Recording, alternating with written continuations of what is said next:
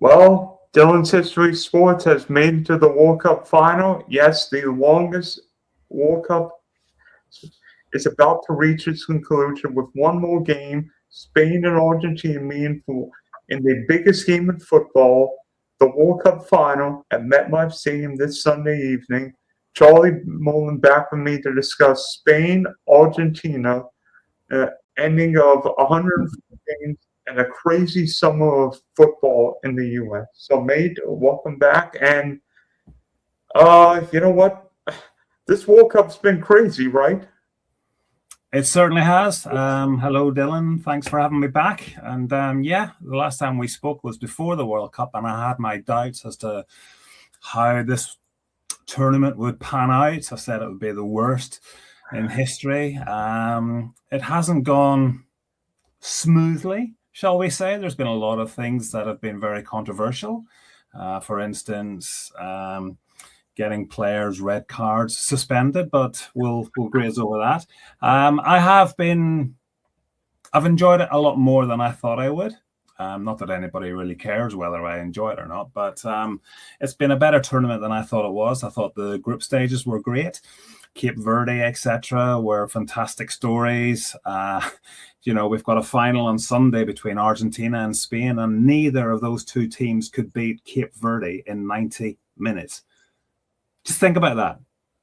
Just think about that. That's phenomenal. That is absolutely phenomenal. That a team making its first appearance ever with the population the size of whatever it was, neither the two finalists, Argentina or Spain, could beat Cape Verde within 90 minutes. I know Argentina did eventually, but my God, they made hard work of it. So, a great tournament, plenty of fantastic moments. The Golden Boot race was one for the ages, with Messi, Mbappe, Haaland, Kane, Bellingham coming late on the rails as well. So, there's been plenty to celebrate.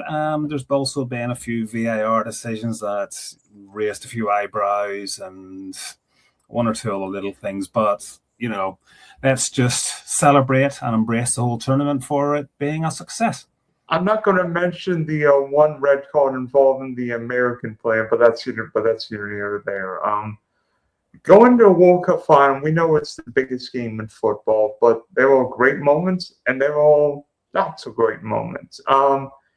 Since you are my guest, I figured, what's the best goal you can remember in a World Cup final?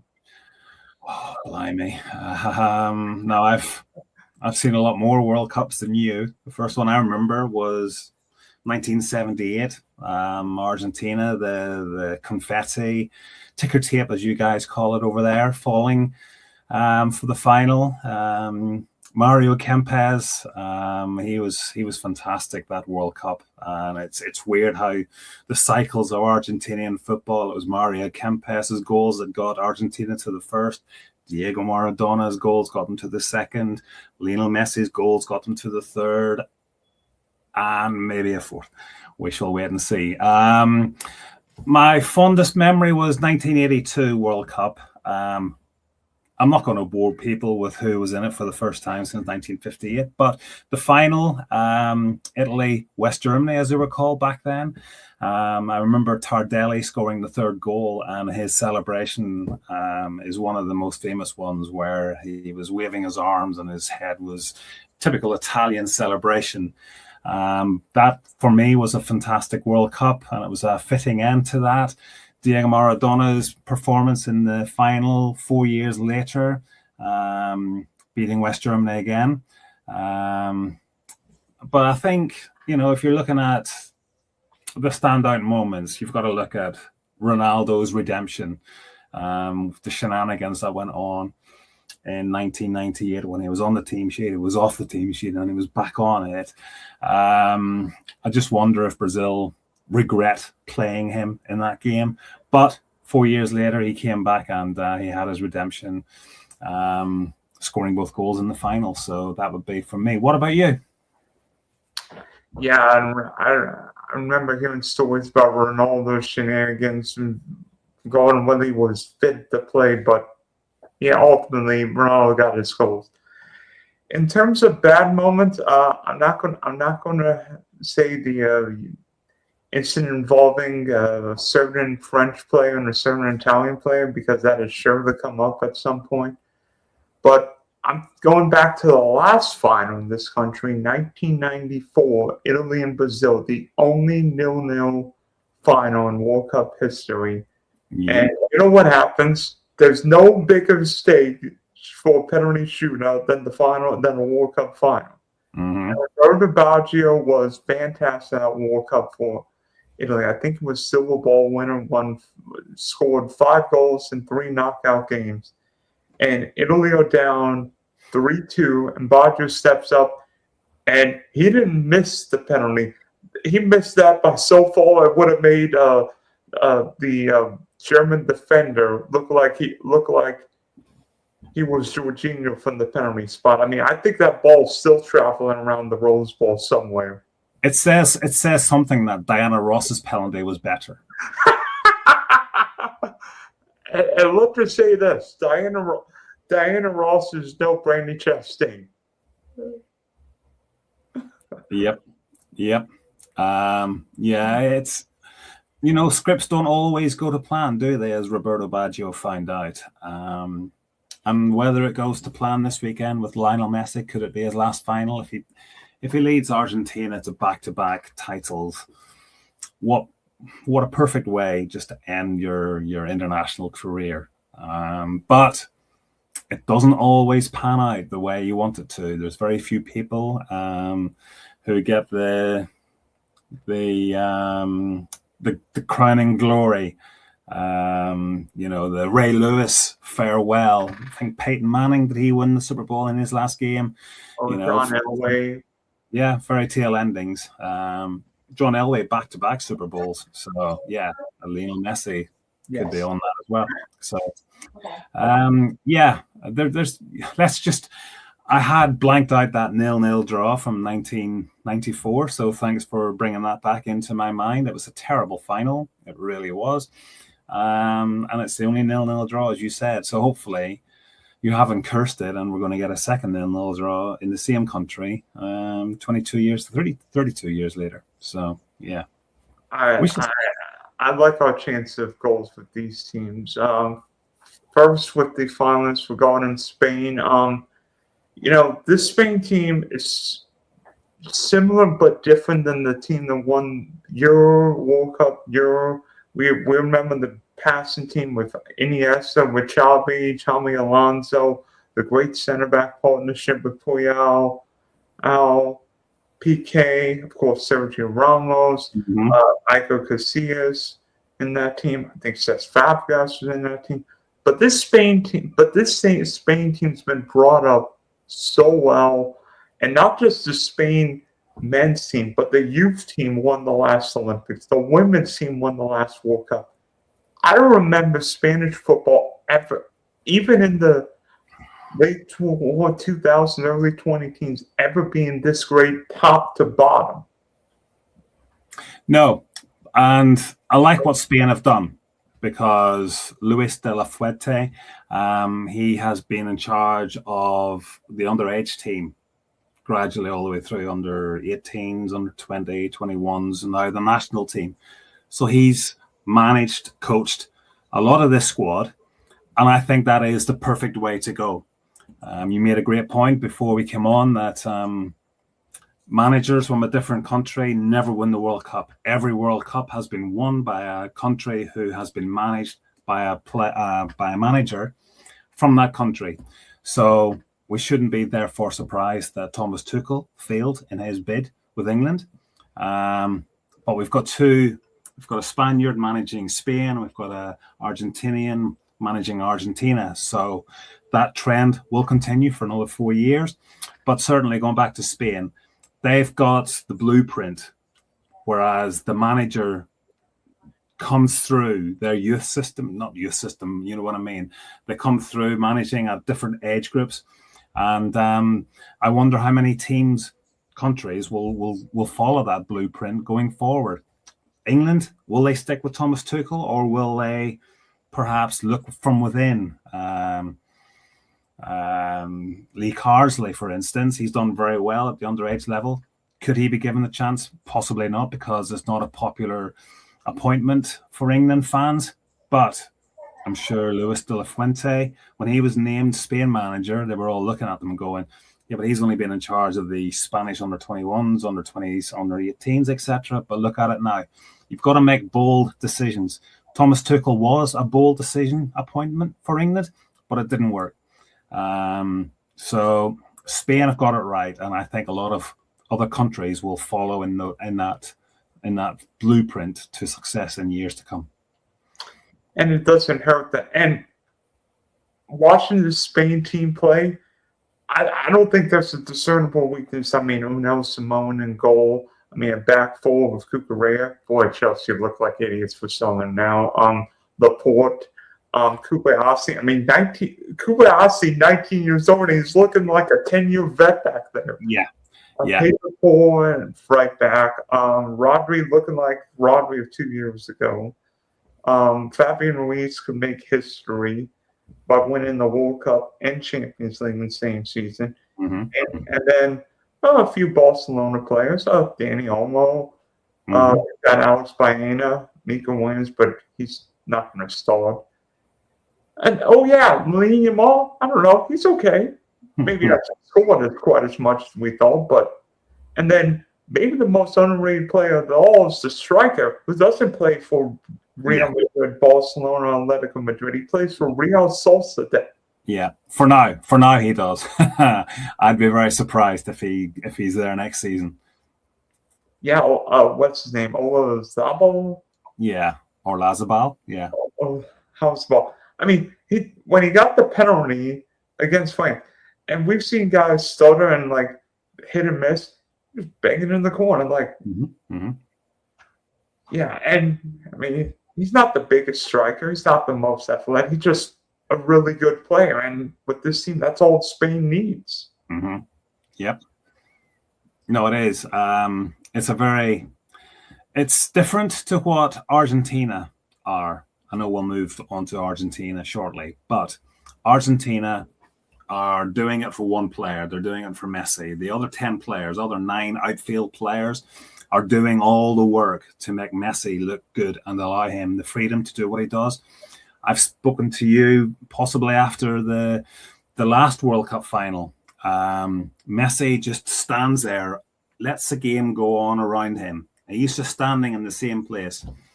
And then he surveys the pitch, he sees an opening, and then boom, there's a switch that goes on. But we'll come to Argentina. Spain are more of a workman-like team. There's no star individual. I know Lamine Yamal is going to be an absolute superstar. He already is. But their success is not dependent on one player. It's dependent on 11 players doing their job. They've got a brilliant defense that's only conceded 1 goal in this whole World Cup. They struggled against Cape Verde. Fair enough. Wow. So what? Argentina lost to Saudi Arabia in their first game, but didn't stop them from achieving their ultimate goal. And you look at the bench, the players who can come off the bench to help Spain. It's a great squad to dive into. I've been impressed with Spain, and I'm looking forward to seeing how their defensively minded approach to games goes against Argentina in Sunday's final. And you know what? Spain might have the secret X factor, Mikel Moreno. He scored a lot of big goals for club and country the last year or two. I mean, wasn't really fit this year, but Mikel Moreno sure making up for lost time this summer. Yeah, you said a moment ago Chelsea looked foolish for letting Cucurella go. That's just the way it is. Some players play better for their countries. Look at Cody Gakpo, for instance. When he plays for Holland, Netherlands, completely different player. Florian Wirtz for Germany, another one, Enzo Fernandez. Yeah, exactly. Sometimes players just don't fit. I thought Cucurella has done a great job for Chelsea over the years. I think he has. I didn't want to sell him because I thought Cucurella looked great at the Euros 2 years ago, and he's better now. Yeah, he is. He is. He's covered more ground than possibly anyone else in the World Cup. Certainly going forward, anyway, more sprints or whatever metric you want to look at. But yeah, it's just the way it is. Some players, when they get into the international, for some players, representing your country means a lot more than it does playing for your club. That's just the way it is. So it's just something that happens from time to time, and we're seeing it again at this World Cup. And now we get to Spain's opponent, Argentina, and this seems like old hat for Argentina. When Lionel Messi took the job, I think it was after the 2018 World Cup, we're like, who is this guy? But what he's done over the last 8 years, 2 Copas, a World Cup, and now a World Cup final. Could Argentina put itself in the ranks of the best international squads we can remember? Because no teams repeat as world champs since Brazil in 58 and 62 with a certain Pele. Yep. No, without a doubt, they will go down as one of the best squads we have seen in international football. I know that when Scaloni took over for Argentina, they were in the doldrums. They were going nowhere fast. He said to Messi retired. Messi retired. Can you believe that? Just get your head around that. Messi retired. So Scaloni had a word with him and says, what do you need? If you came back, what do you want this team? And he basically says, well, I want players to do what they're doing now. Basically, doing all the work to allow me to do what I have to do. And they both bought into that philosophy. And it's worked out wonders.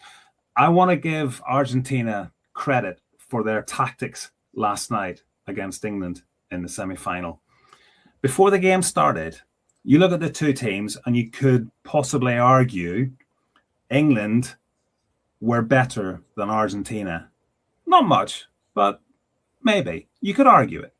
What Argentina did was, right, they didn't let England get into the groove. From the first minute, they kicked lumps out of out of England. There was 7 free kicks given in the first 10 minutes, and there was something like 19 at half time. We were on course for more fouls in last night's game than there was in the 1966 meeting between England and Argentina, which saw 57 fouls.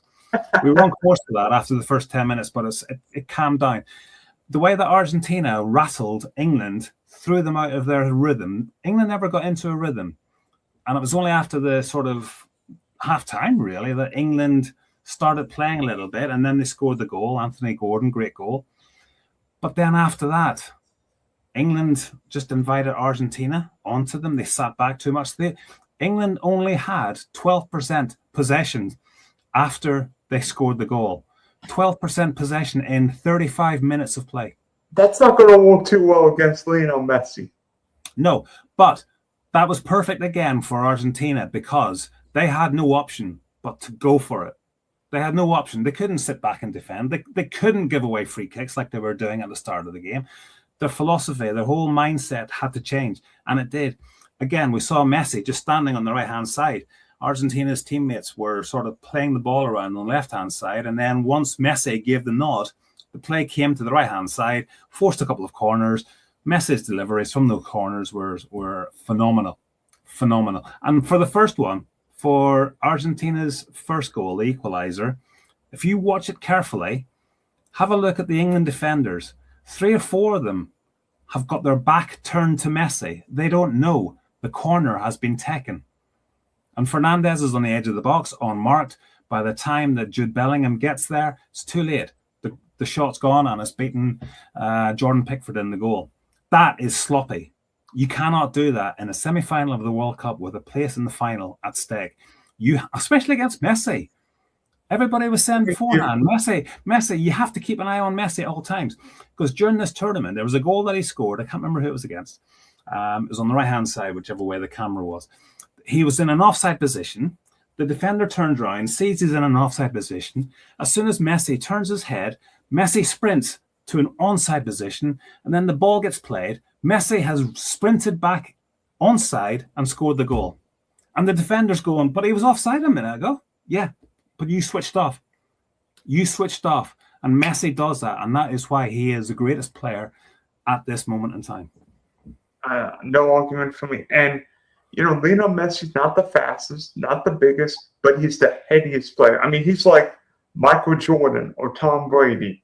And I'm like, what? I mean, that cross to Lautaro Martinez with his right foot is something that we'll remember 40 years from now. Like, holy, you know what? Yep. Awesome. Absolutely awesome. But Lionel Messi, right? He walked 5.3 kilometers against Switzerland and 5.2 kilometers against Egypt. That, to me, just blows my mind. He's just walking around the pitch. Walking. But he has had the biggest input in this World Cup from any single player. I mean, 8 goals, a whole bunch of assists, and one more game. So, but is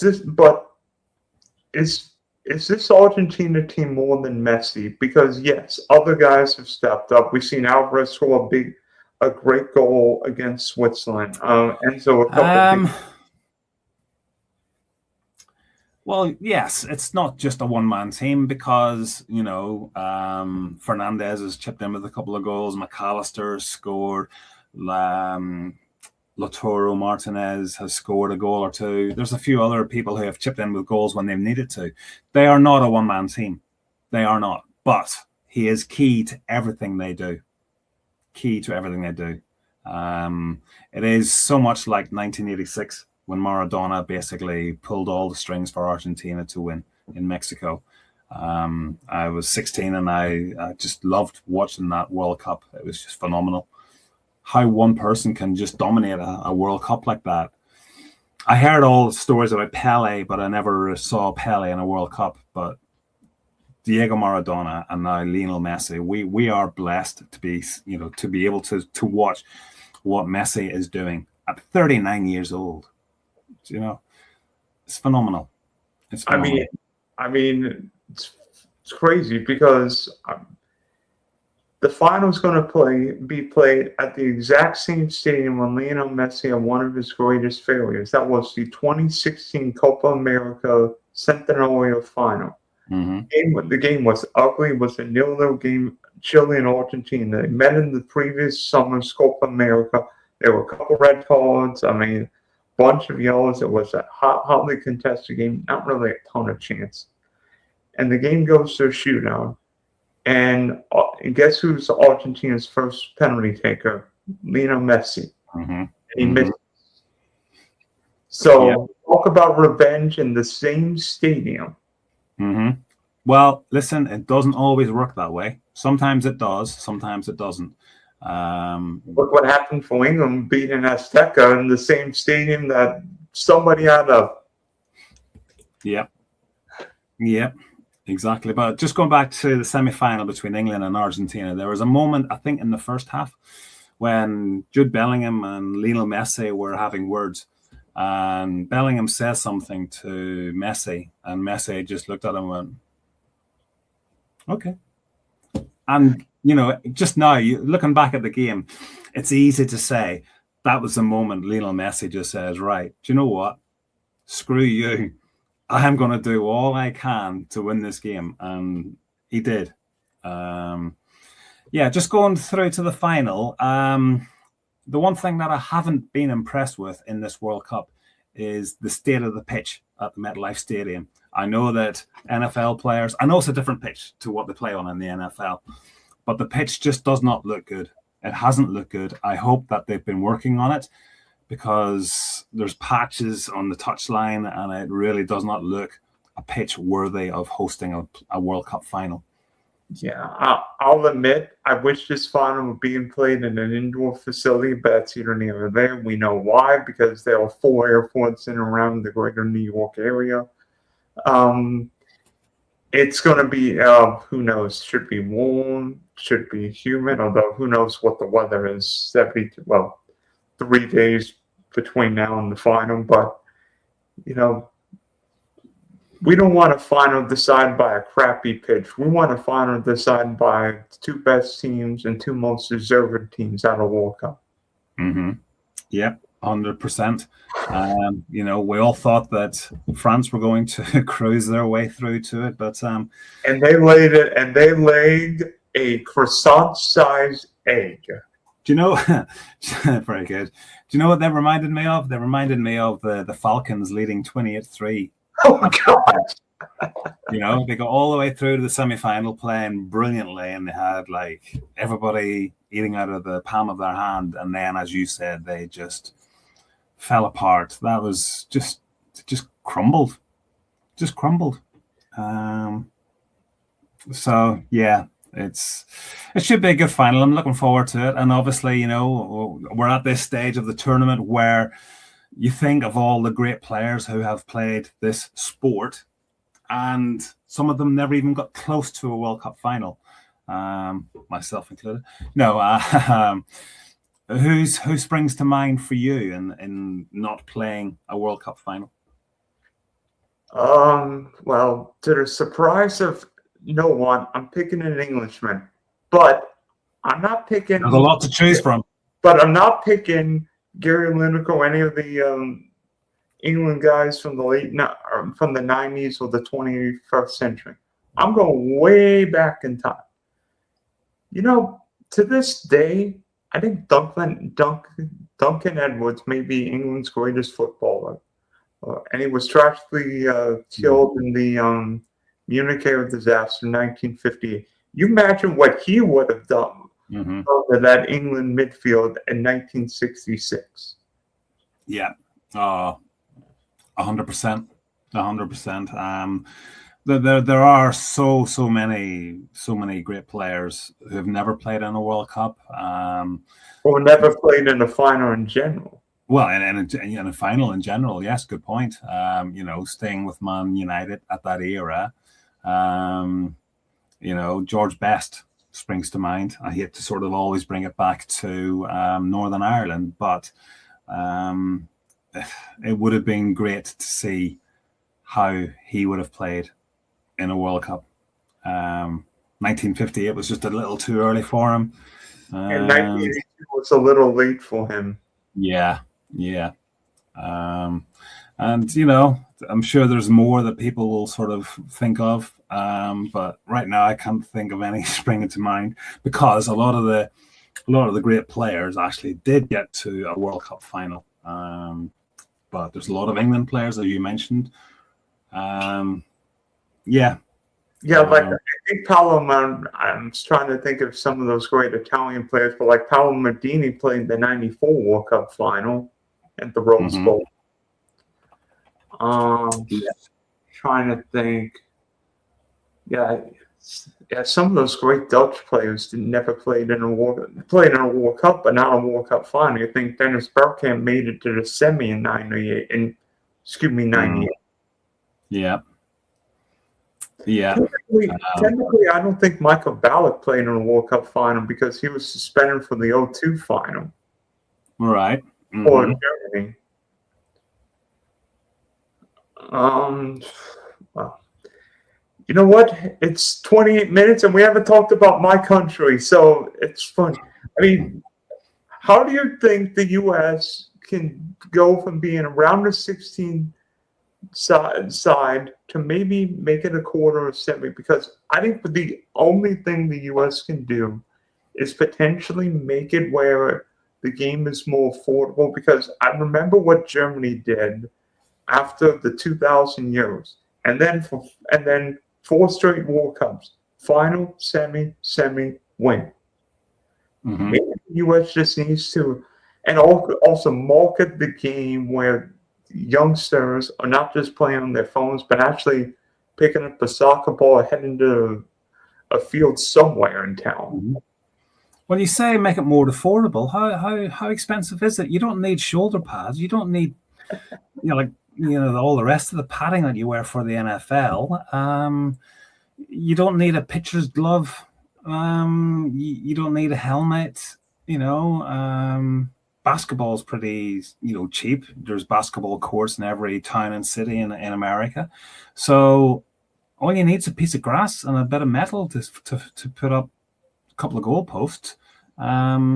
So that shouldn't really be an issue. I think what they have to do is keep Pochettino, give him more time. I think he has made progress. I think he has know-how to turn America into that team that gets beyond the round of 32, round of 16, or round of 64, as it'll probably be next time. Well, actually, it'll be 32. I think there are more teams, but the format should stay the same. But yeah, no, I would do that, and I would agree with you. I don't know how maybe get more of a youth development program in this country, but because you look at what Spain, some of these countries, like how Spain and France developing so many young players.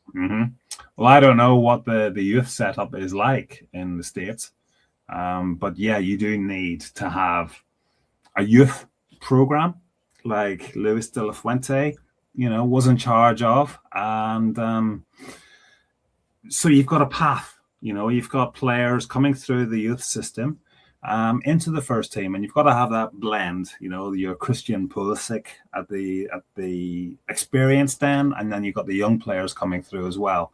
You need players playing in the best leagues in the world. Certainly, Pulisic playing at Serie A with Mullan helps, and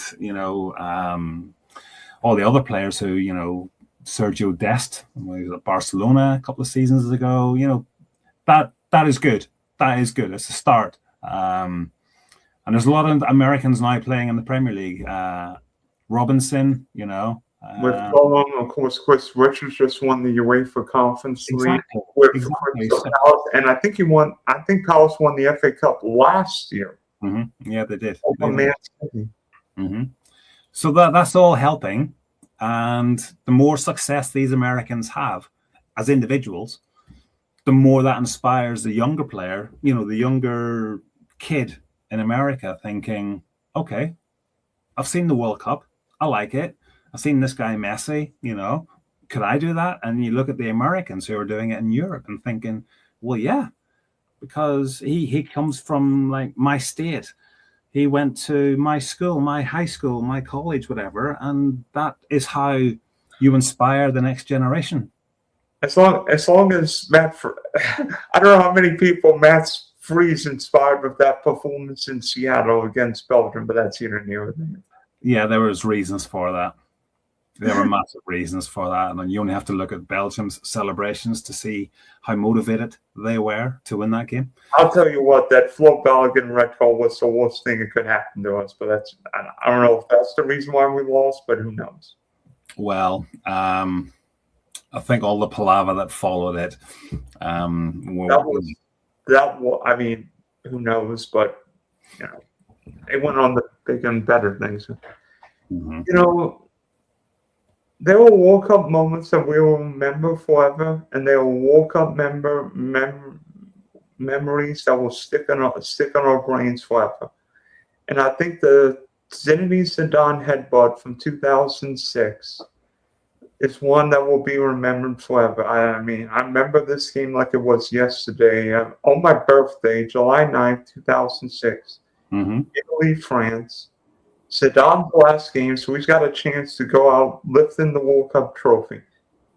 And he got a penalty and then Panenka his way past Gigi Buffon. Yep. I mean, talk about confidence, arrogance, French, whatever you say. And then later in the game, Andrea Pirlo, you might have heard of him, delivers the corner, and Malcolm Materazzi scores, making it 1-1. And then fast forward the extra time, and what happens? Yeah, the craziest 10 seconds in World Cup history.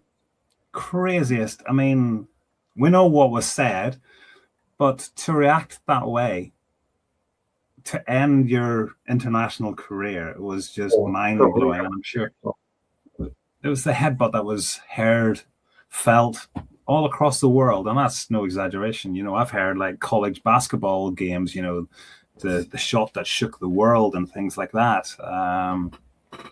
That was just idiotic. And for somebody like Zidane, you would have expected better. The Italians are going to do all the dark arts that they know to get under your skin. You just have to rise above it. You are the best player in the world at that moment in time. And to be affected by what he said, it was kind of a disappointment for everybody, really. And I'm sure Zinedine Zidane's looking at it now thinking, oh, why did I do that? Why did I do that? And I mean, might have been a little gamesmanship, but Marcelo Lippi managed Juve when Zidane was there. Not saying Lippi said anything to Marco Materazzi, but the Italians will Italy and Argentina will do anything to win a football game. Mm-hmm, mm-hmm. And we'll see that on Sunday again. We will. But I mean, the only way to get sent off in a World Cup final is do something stupid. Well, that was beyond stupid. Yeah.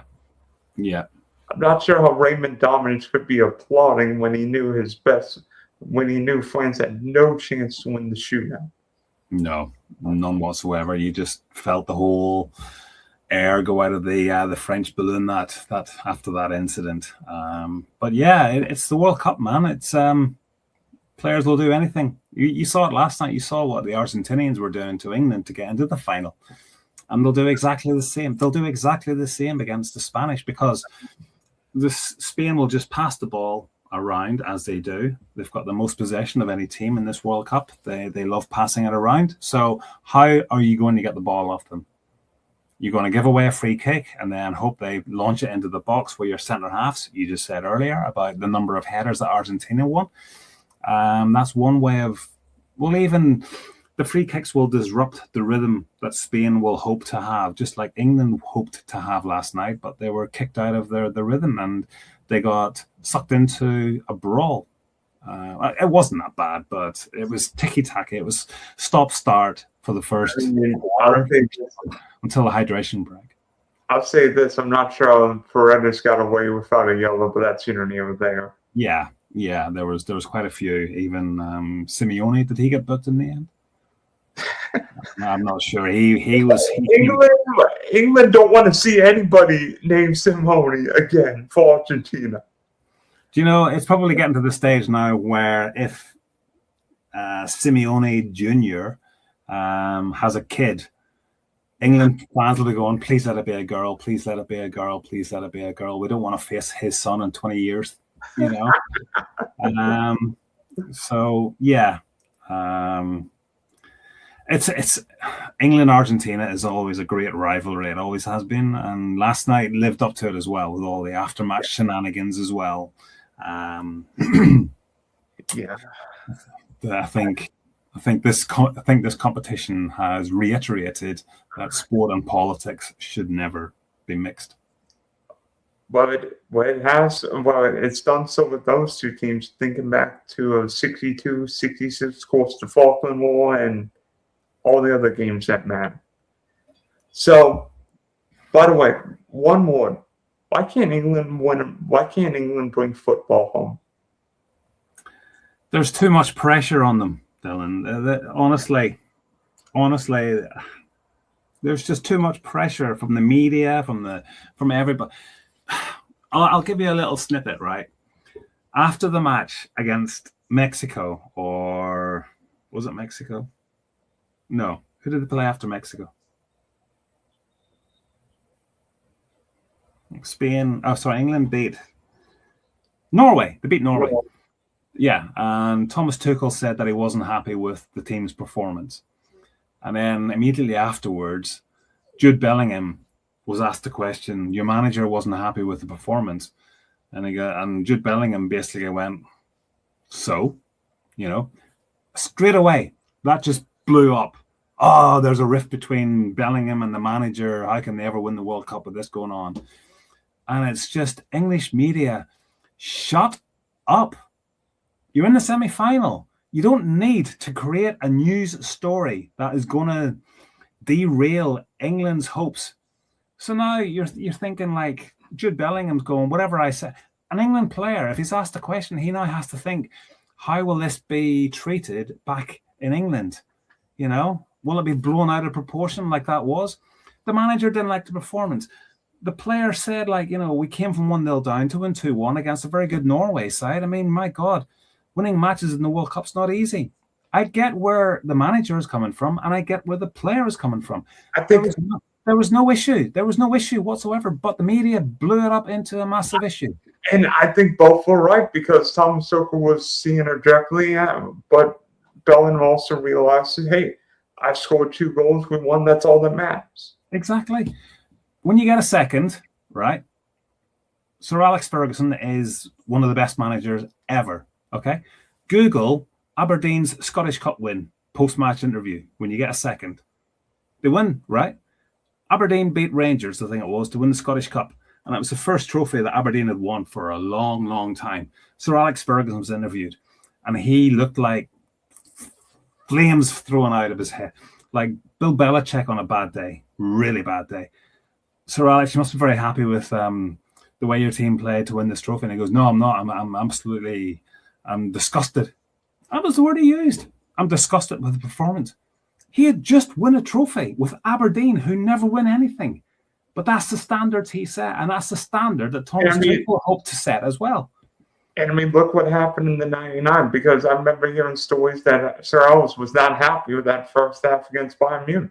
Why would he be? Remember, I played for 90 minutes. Completely outplayed. Bayern Munich hit the woodwork 3 times. And then, obviously, the last 2 minutes, you know, changed everything. But Bayern Munich hit the woodwork 3 times in that 99 final. Yeah. You know what I mean? But Thomas Tuchel, he wanted more from the players. My point is, the media make a big deal out of anything any England player says, and that is why they will not win a major tournament for a long time. Gareth Southgate tried to diffuse all that by opening up his squad to the whole media before the last couple of tournaments, in the hope that the media would sort of get on side and encourage England to do well in major tournaments and write positive stories. But no, that doesn't sell newspapers. People will buy newspapers and click on website articles that there's a feud between Bellingham and Thomas Tuchel, and people go, what?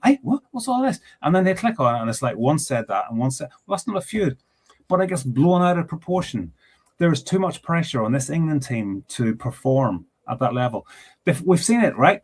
The Euro final, when they were beaten by Italy, they scored in the 2nd minute. Luke Shaw scored in the 2nd minute, and then they backed off. Instead of going for the second goal, they backed off.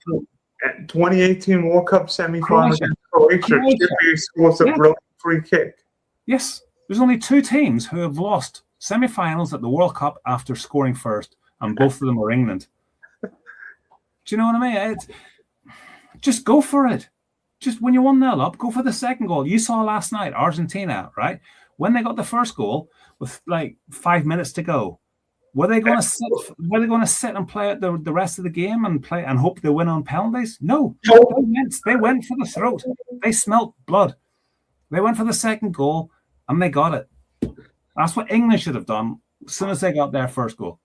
I think England lacks something. I don't know what it is, because Argentina could be down 9-0 with 99 minutes on the clock, and you think they're going to score 10 goals. Yeah, they don't have a leader. We've spoken about this. Harry Kane is their captain, but he's not a captain. He's not a leader. He's not a Lionel Messi, is he? He's not a Lionel Messi. He's not somebody that the players will look up to and go, Captain, we're 1-0 down here. We need you. We need you. 2-0 down against Egypt. We need you, Lionel. And then he just puts on the cape. Come with me, lads. Jump on. I'll get you through. Do you know what I mean? England don't have that player. Jude Bellingham possibly, but he's not the captain. I think he will be the next captain. He has to be the next captain. You said Declan Rice, but I think you want somebody that you can see leading by example, and Jude Bellingham does that more for England than Declan Rice does. Declan Rice has to raise his game a couple of notches to be at that captain level where players look at him and go, yeah, you're captain material. Now, listen, what he does is very good. He's very good at breaking up the play in midfield and good at free kicks and can fit in at the back defensively. But I just think Jude Bellingham is the person who, like Messi, put on the cape and go, lads, come with me. Okay, back to the final and stuff. How does Spain win on Sunday? Just be themselves. Don't get sucked into a physical battle that Argentina will want to make, because believe me, right? You look at the two teams and you go, Spain will win this easily. Spain have got so many more good players. Yes, Argentina have Messi, but the style of football that Spain play, passing it around, Rodri has like 700 passes in this World Cup so far. They just pass the ball around. If they keep doing that and just rise above the intimidation that the Argentinians were going to show on Sunday, because they showed their hand last night against England, the only way that they can win big matches from now on is to get under the skin of the opposition. They did that with England brilliantly. There was the way that game, I just mentioned it earlier, the way that game flipped. It was a street fight for the first 23 minutes until the hydration break. After that, there was a bit of football played. Then England went in front 10 minutes into the second half. And then after that, Argentina played football. And they did it brilliantly. Hit the post twice, forced 2 or 3 great saves from Pickford. It could have been 4-1. Could have been 4-1. Easily. But that's what they can do when they play football.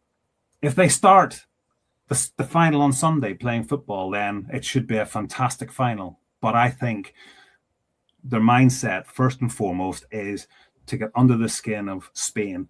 Don't let them get into the rhythm where they pass the ball around and just eat you apart. They can't afford to have a man sent off. They almost did last night. But Spain, just play the way you've played all throughout this tournament and don't rise to what Argentina's tactics will be, and they'll be fine. And for that matter, I think Argentina's plan is quite simple. If Argentina can survive the initial onslaught somewhere near the game, Lionel Scaloni's got difference makers on the bench. He's got the ability to bring in, Lautaro Martinez. He's got the ability to bring in Montiel. Who's the Nico Gonzalez? Thank you. Maybe a Rodrigo, maybe a DePaul. Mm-hmm. He's got the ability to bring in difference makers and go all out attack if need be. Yeah, but if Spain score the first goal, that will make for a fantastic final, because Argentina will then have to play football like they did for the last 35 minutes of last night's semi-final. And that itself will open the game up, because the more Argentina come forward looking for the equaliser, the more Spain will hit them on the wings. Cucurella and Lamine Yamal will just rip them apart. And they've got the forwards who can score goals. So I think the best thing that could happen is for Spain to score the first goal. If Argentina score the first goal, they will probably do what England did and sit back and hope that Spain can't cut them apart. But if Spain do score the first goal, I think Argentina have come from behind to win twice in this World Cup against Egypt. And Argentina's won 4 games without leading at the 90th minute in any knockout round. Mm-hmm. 11. I think it's 11 of their 18 goals have scored in the 76th minute or later, and that includes extra time. So we could be in for an entertaining final that goes all the way to the final whistle. But do you have any? But you know what? We need a little trivia. We need a little World Cup final trivia. Do you have any for me? Blimey. I've got a couple for you. Right, okay. Which player played in 3 consecutive World Cup finals? He didn't start off. Huh? No, it's not. It's not anybody in this game. Oh, no. Cafu, isn't it? Yep, 94, 98, 2002. Mm-hmm. Yep. Oh, no. Yeah. Mm-hmm. And here's an interesting one for you. Who's the only player to score an own goal in a World Cup final? Oh, wow. Oh, wow. This happened fairly recently. All right.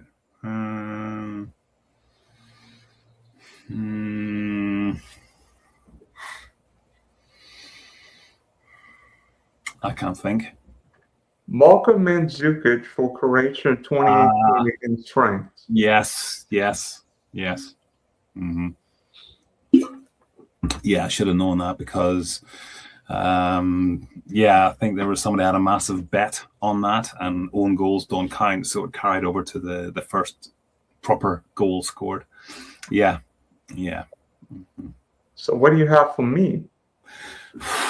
You sprung this on me. I thought the Mandzukic one would stop you. Mm. I knew you'd get careful because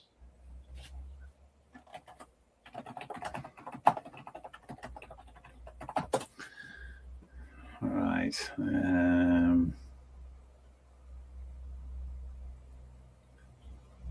I am going to have to cheat and find something.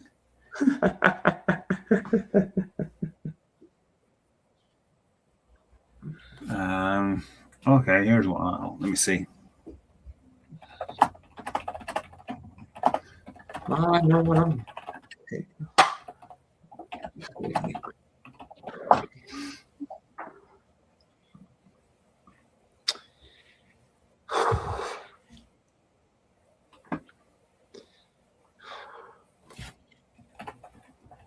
The Miami Dolphins are about to win the World Cup.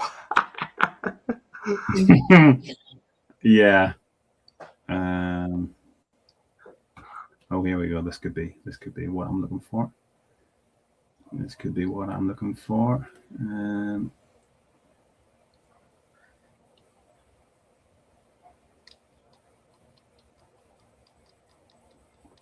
Okay.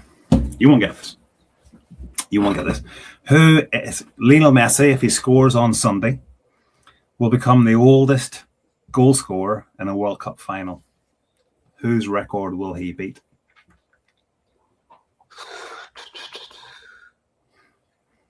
How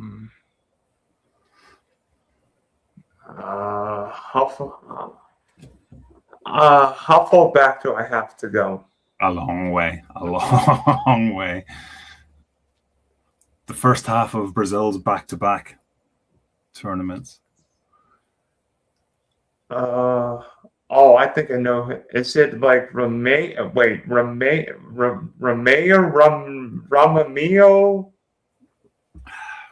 No. Dameo.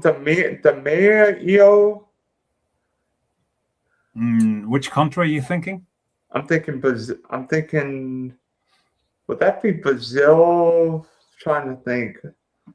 Brazil. Oh shoot! I'm thinking wrong country. If it's first half of Brazil's double, because that would have been 58. Yeah, that'd be because 58. That World Cup would have been, and I think 54 was the one in Sweden, right? So 58, 62 would have been in Chile because that was the one after the earthquake. 58 would have. Blimey! Who is it? It is Niels Lidholm for Sweden. Yeah. What's he like, 36, 37? He was 35 and 264 days. So. And Messi just turned 39 a few days ago. Yep. Wow. That's how far Sweden. Yeah, that all Sweden. I'm like, I knew Sweden made a final of 70 back in either 54 and 58. Yeah.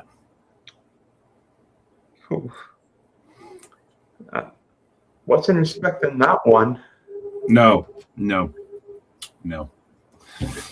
So what's your prediction then for the final? What's your score prediction? I think both teams score, and I think both teams score, and we've got fireworks. I have no idea who's going to win, but I think both teams score, and I think there will be fireworks. Well, one thing I've learned from watching a lot of sport over Don't bet against Messi. Well, no. But also, there's a saying that you Yanks love to say, and that is defenses win titles, championships. So I'm going for Spain to win. I don't know how. Don't know what the score is going to be, but to concede just one goal in the whole World Cup, that's phenomenal. Yeah, it's not 6 games to get to the final. It's now 7 games to get to the final. So that's even more incredible. Yeah, I'm trying to think of like the best defenses I can remember. I mean, Italy's defense with Nesta and Cannavaro, Pirlo, but that Italy team gave up goals. Like I remember the U.S. scoring a goal against Italy in 2006. Yeah.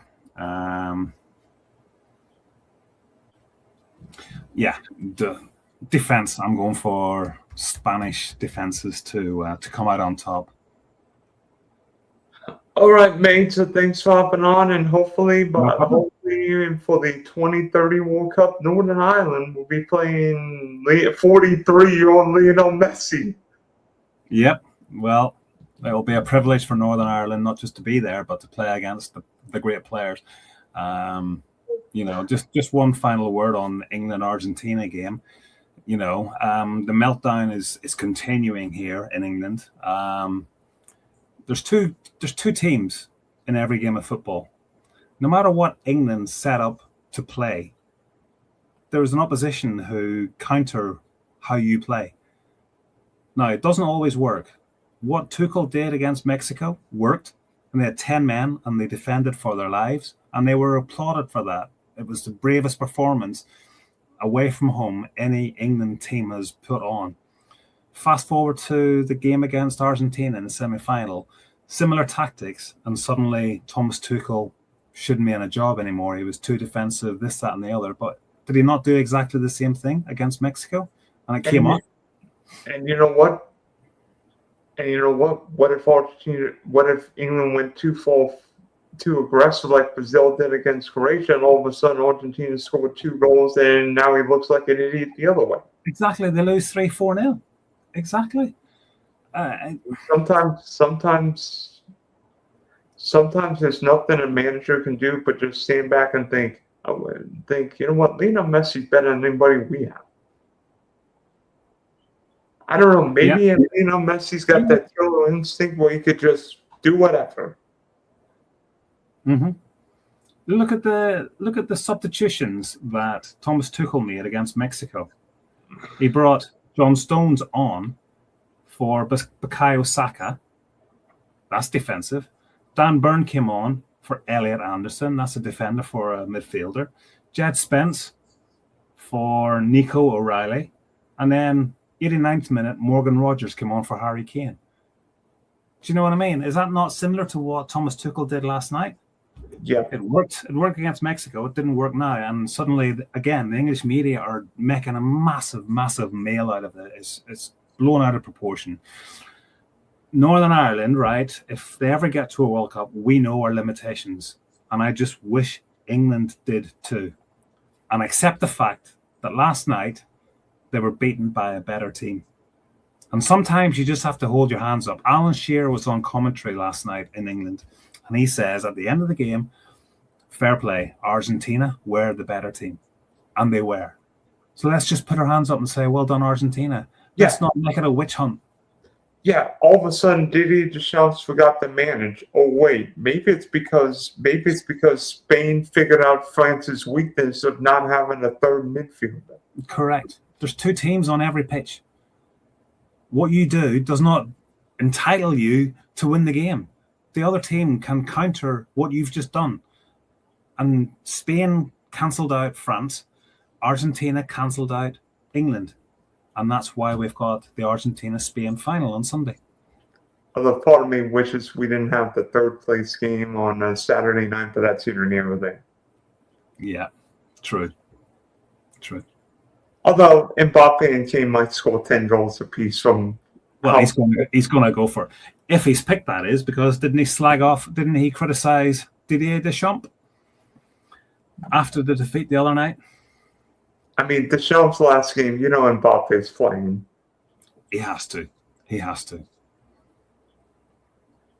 Although, pardon me, I think what England should have done, instead of taking off Anthony Gordon, knowing Declan Rice and Reece James couldn't have finished the game, what England could have done, put Nico Riley at left back, Spencer right back, and then maybe bring in, it might have been seen.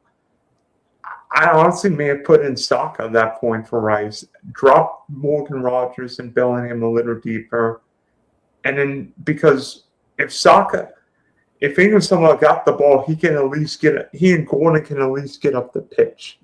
I think that's what we would have done.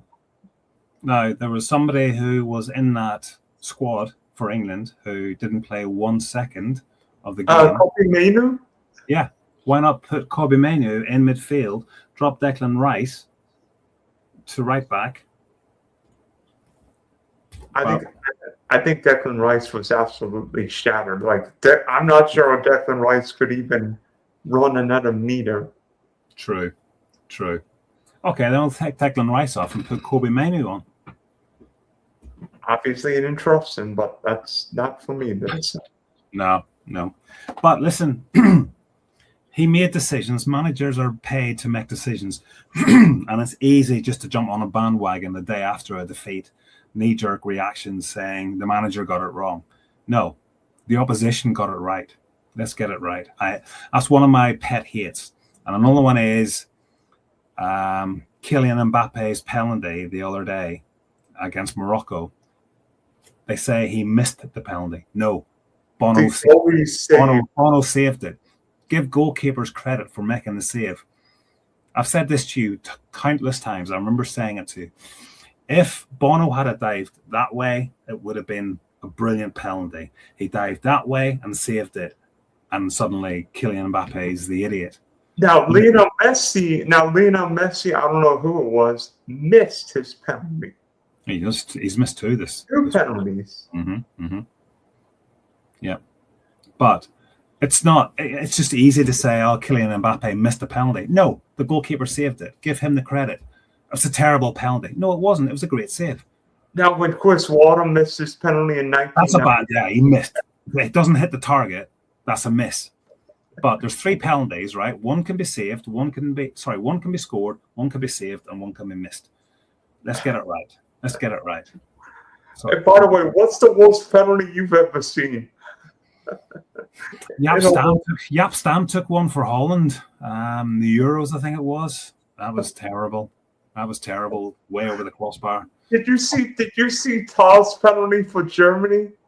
Yeah. That wasn't good either. No, it wasn't. Any penalty that doesn't end up at the back of the net is a bad penalty. Hey, you know what? The good news, the U.S. hasn't been in a World Cup penalty shootout. And Lionel Messi has never scored against Northern Ireland. Or England. But he has played against England. I know we faced Messi in 2016. And I think they beat us 4-0. Yeah. In Houston. All right, let you go. Thanks, Oppenheimer. No worries.